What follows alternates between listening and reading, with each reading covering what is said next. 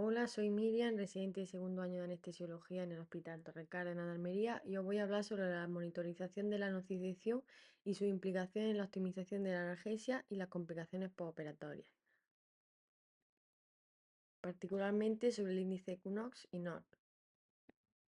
Primero empezamos hablando de los pilares básicos de la anestesia general, que serían la hipnosis o la inducción en un estado de inconsciencia, al que llegamos a través de la administración de fármacos intravenosos o inhalados, como ya sabemos, el bloqueo neuromuscular y la analgesia, que es de lo que vamos a hablar en este tema.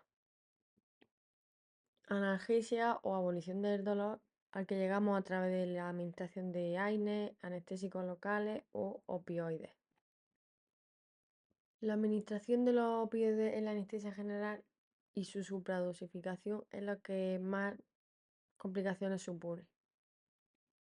De ahí que sea tan importante hacer una monitorización de la nocicepción en la anestesia general. Primero debemos saber diferenciar entre dolor y nocicepción. El dolor se produce a través de un daño en un paciente consciente y su principal diferencia con la nocicepción es que se produce en un paciente inconsciente, término que por tanto se utiliza en la anestesia general. Esta nocicepción también implica una respuesta fisiológica a las lesiones, como veremos a continuación. ¿Y cuáles son las vías encargadas de esta nocicepción? Como ya conocemos, la vía ascendente, que es la que se encarga de transmitir el dolor a través de los unos receptores o nociceptores periféricos, llega el estímulo a la médula espinal hasta dorsal, llega al tracto espinotalámico y por último a la corteza, que es donde se procesa la información. Y la vía descendente, que en este caso es la que nos interesa, porque es la que modula el dolor, regula la intensidad de este y la que activa el sistema nervioso autónomo, del que también vamos a hablar a continuación, porque es donde se basan los monitores de nocicepción en hacer su algoritmo y sus mediciones. Ante el dolor, o mejor dicho, nocicepción, se produce una respuesta, que es lo que denominamos respuesta al estrés quirúrgico, que consiste en la activación de varios mecanismos del sistema endocrino, del sistema nervioso simpático y del sistema inmunológico, que se produce una liberación de catecolaminas con aumento de la frecuencia cardíaca, de la tensión arterial y de la frecuencia respiratoria, un aumento de las hormonas como el cortisol y un aumento de los mediadores inflamatorios que producen riesgo de infecciones postoperatorias y aumento del dolor por quirúrgico. Todo esto, como estamos viendo, produce una serie de efectos deletéreos de complicaciones cardiovasculares, respiratorias, infecciosas, que llevan a aumentar la estancia hospitalaria y el dolor postoperatorio.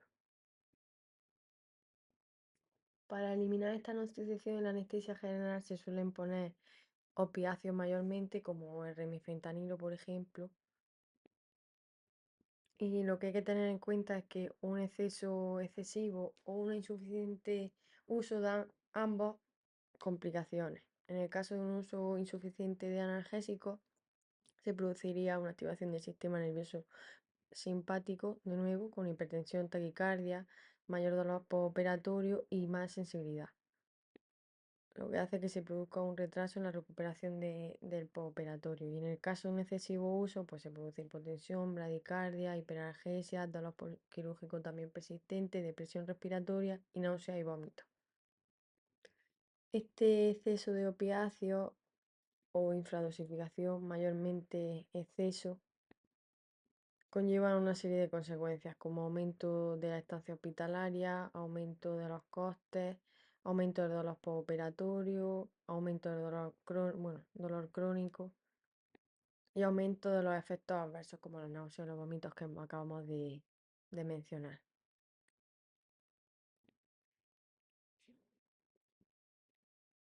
¿Cómo monitorizamos estos tres pilares de la anestesia general? La hipnosis con el BIS, la relajación muscular con el TOF y la analgesia con varios monitores que estaban saliendo al mercado.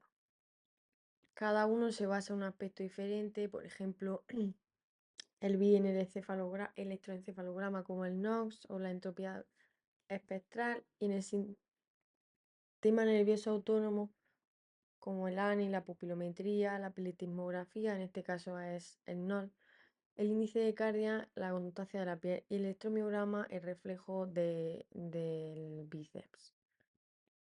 En esta sesión específica hablamos del NOx, que se monitoriza a través de cambios de electroencefalograma, y del NOR, que se monitoriza a través de cambios del sistema nervioso autónomo.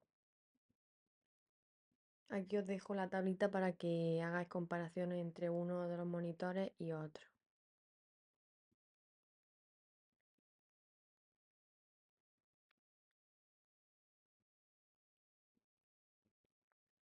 El índice NOx es un índice biparamétrico, es decir, se basa en el electroencefalograma y en el electromiograma, en dos parámetros. En nuestro hospital utilizamos el monitor Conon de Fresenius e incluye también la monitorización de la profundidad anestésica, que sería como el BIS. En este caso se llama CON. La monitorización se hace con unas pegatinas en la región frontal que miden los dos parámetros, tanto el efecto hipnótico como el de respuesta motora a la nocicepción. Lo hace a través del sistema ANFI o sistema de inferencia neurodifusa adaptativa, que aquí os dejo para que veáis cuál es el algoritmo. ¿Y cómo se interpreta? ¿Cuáles son los valores? Los valores van a oscilar entre 0,99, como veremos a continuación también con el NOR, que también será así. Unos valores por encima de 60 indican una reacción muy probable al estímulo nociceptivo, y unos valores por debajo de 40 indican una probabilidad muy baja de respuesta motora a la nocicepción. Por tanto, los valores estándar o que buscamos van a ser valores entre 40 y 60. Aquí os dejo también un ejemplo de cómo veríamos la tendencia o la gráfica en el monitor.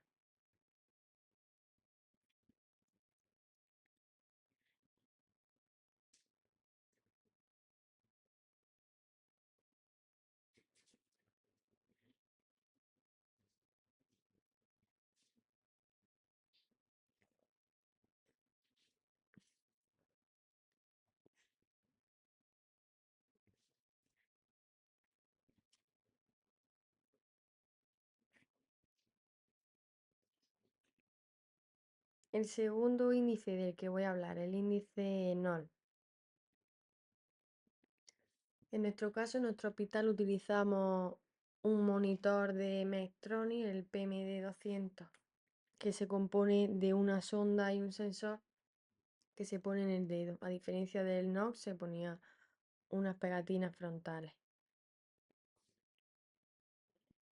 Volvemos a repetir cuáles son los cambios que se desencadenan por la respuesta al estrés quirúrgico del sistema nervioso, en este caso simpático, y cambios fisiológicos que también va a recoger el monitor y el índice NOR. ¿Cuáles son los cambios que va a monitorizar?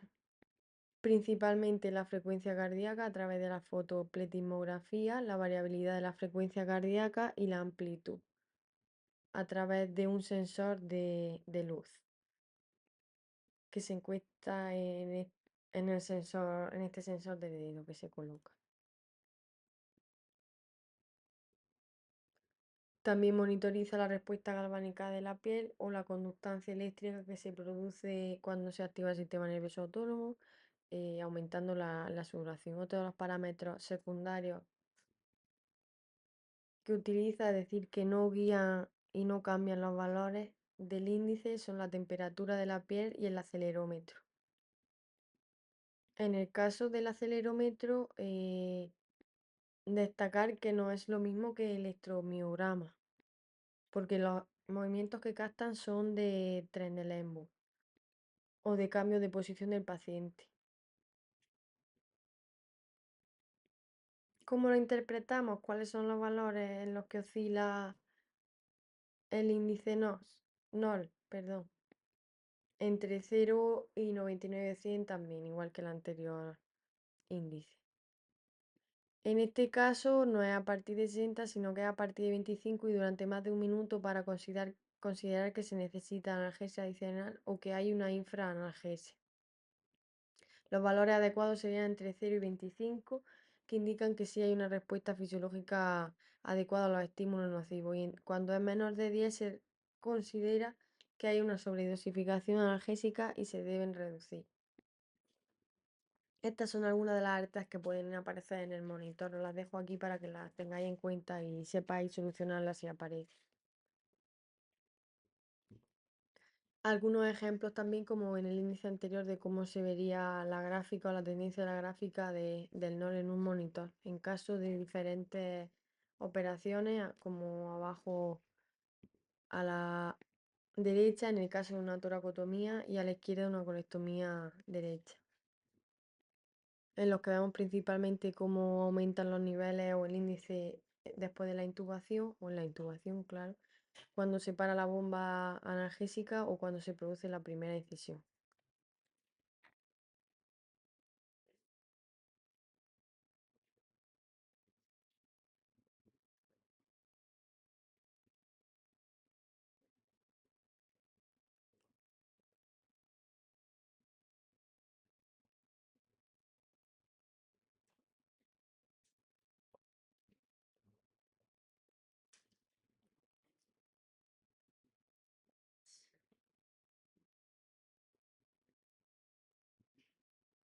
En este estudio se buscaba comparar la sensibilidad y especificidad del NOR con la frecuencia cardíaca y con la tensión y evaluar cómo el remifentanilo afectaba a la dosis de remifentanilo afectaba a la respuesta del NOR.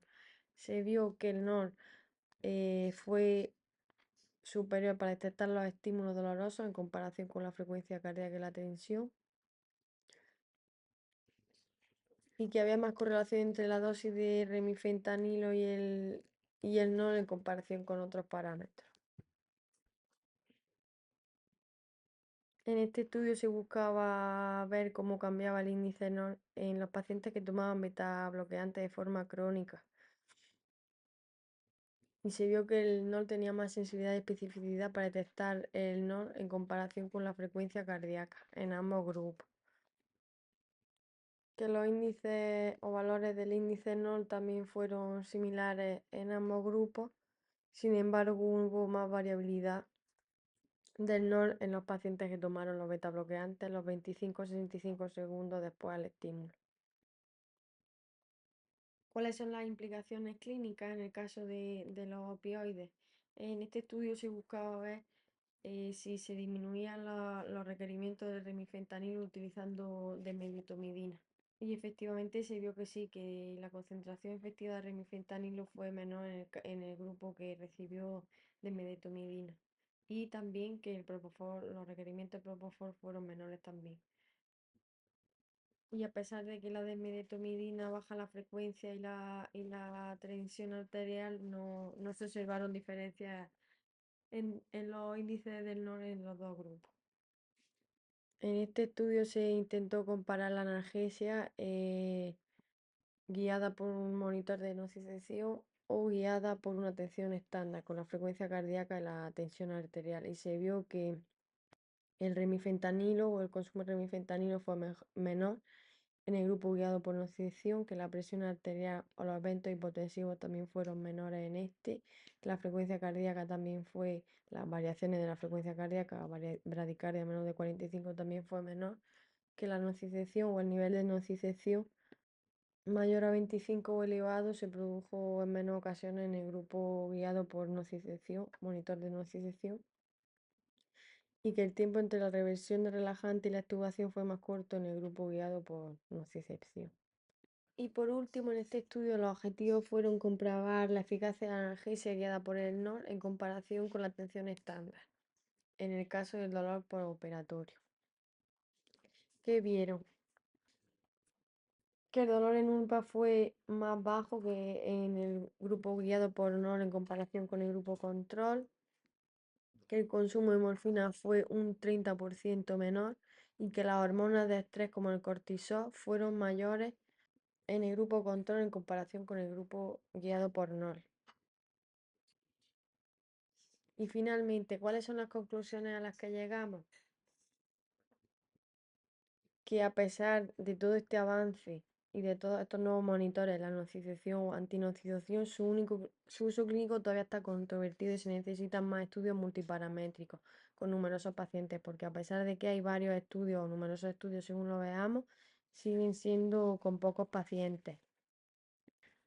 También que hay muchas limitaciones de uso en el caso del NOR, como por ejemplo alteración en la perfusión distal, arritmia, que hay baja disponibilidad y que no es válido en un paciente consciente. Aunque los resultados de estos estudios anteriores han demostrado que disminuyen el dolor postoperatorio, las hormonas de estrés y la dosificación de opioides. Espero que os haya gustado. Gracias.